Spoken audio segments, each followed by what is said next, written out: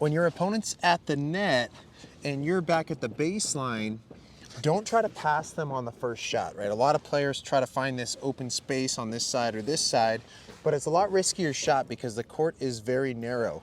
So on your first shot, instead, I want you to try to hit the ball right at that net player, especially if you can keep the ball low, force them to play maybe a backhand volley. Players don't like low volleys, and so they might really struggle with that shot. What happens is maybe they pop it up and they hit it short, and then you can run forward and go for a pass to an open part of the court.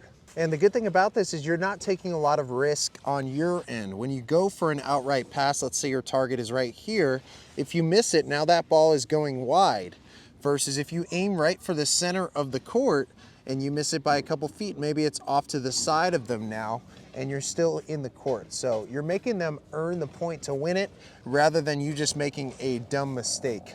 And players actually like when they can move a step or two towards the volley because it's comfortable, they have good spacing, they feel like they have momentum going to the shot. So say you try to pass this player and you end up hitting it right here, now this player just moves over for a nice comfortable volley, versus if you can get it right at them, now they have to try to move away from the ball to hit a good volley. And a lot of players don't practice that footwork.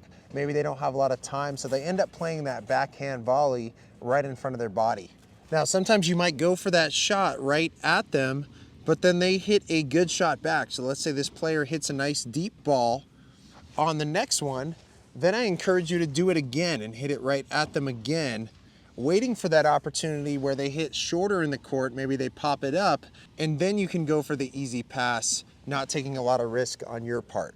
Notice in all these examples, I showed the player moving into the court and then going for the pass, right? So if you're standing behind the baseline, let's say your opponent hits the ball deep, there's a lot more risk on your end if you go for the pass, and also your angles are reduced. So from this position here, I could hit a really sharp angle this way, whereas I'm not gonna be able to get that same angle if I'm back deeper in the court. So the big lesson here is this player comes to the net on an approach shot and they end up maybe around here.